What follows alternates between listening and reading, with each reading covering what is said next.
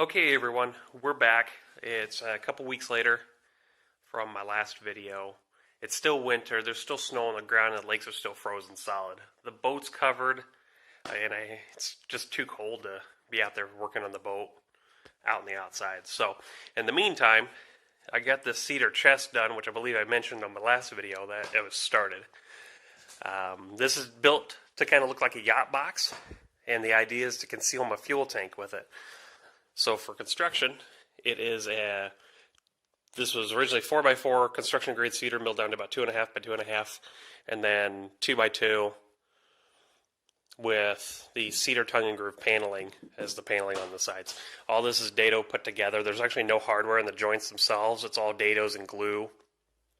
It'll work just fine. Make sure you use a waterproof glue like Type Bond 3 is what I even mentioned when I redid the decking videos.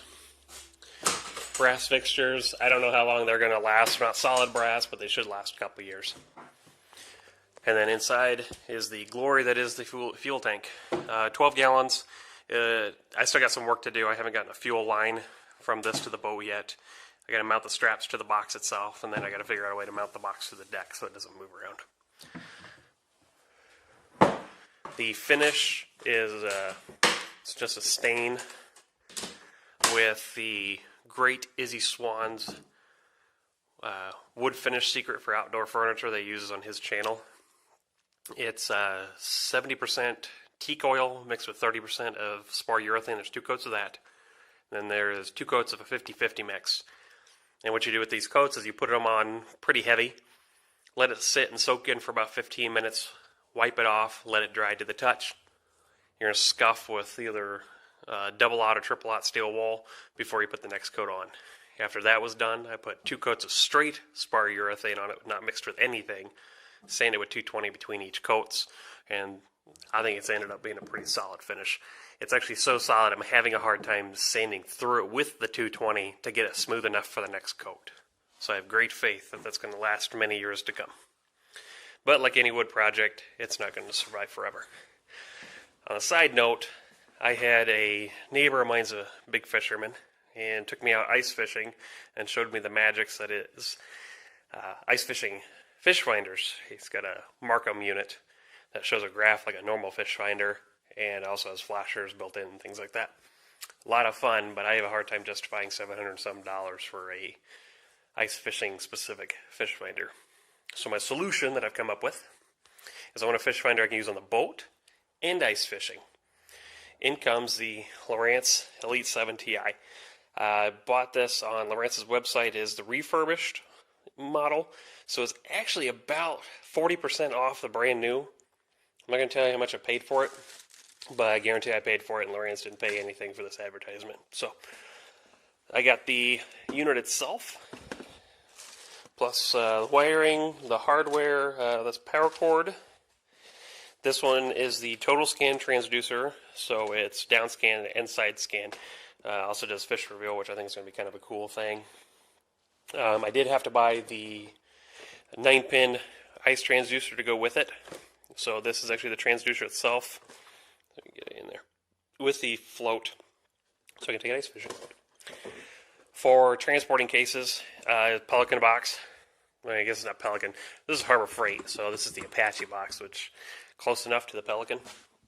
Oh, sorry, had to get that back open. But a lot less money.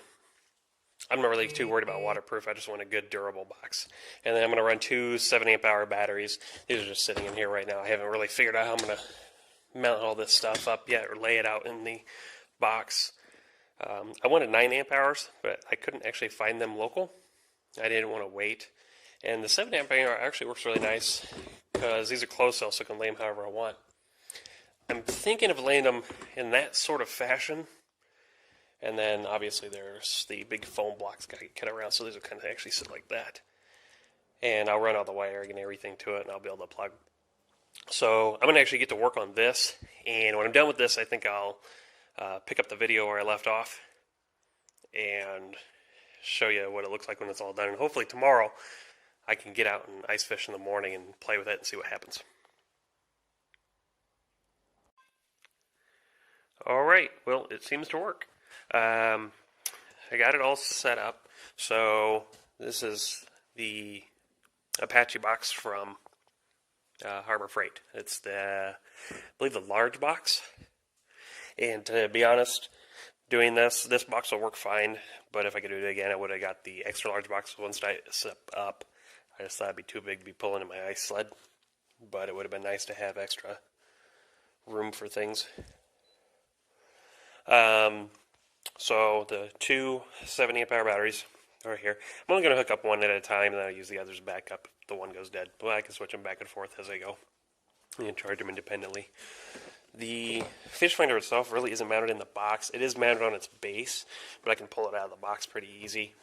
But when I'm not using it, I'll lay it flat and be able to close the lid.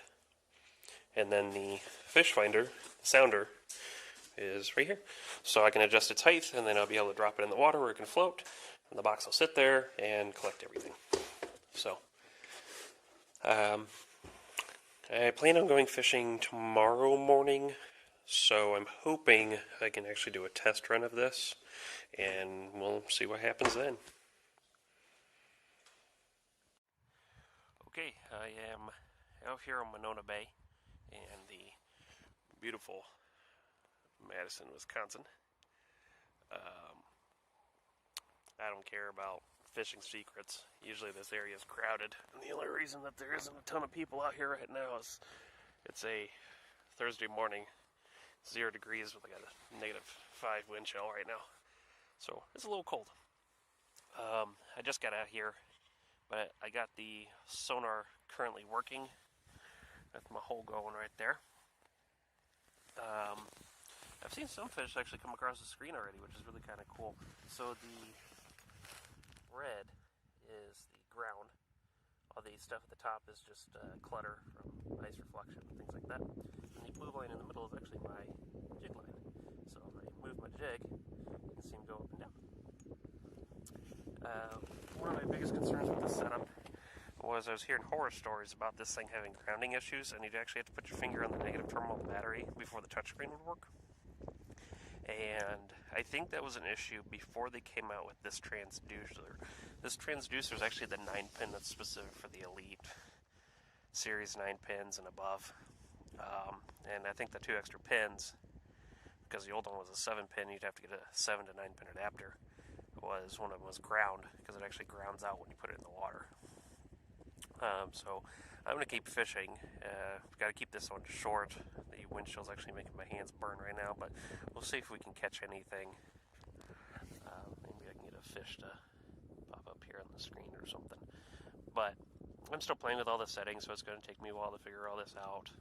And I'll give further reviews the longer I use it. So, see you.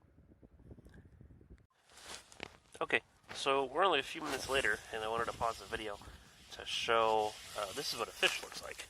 So, the thin green line that you see in squiggly is actually my jig head.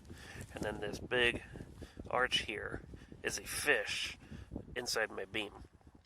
So, I am currently in about 7 feet of water. The sonar's hanging around 6 feet of water. So, my cone is only about 2 feet.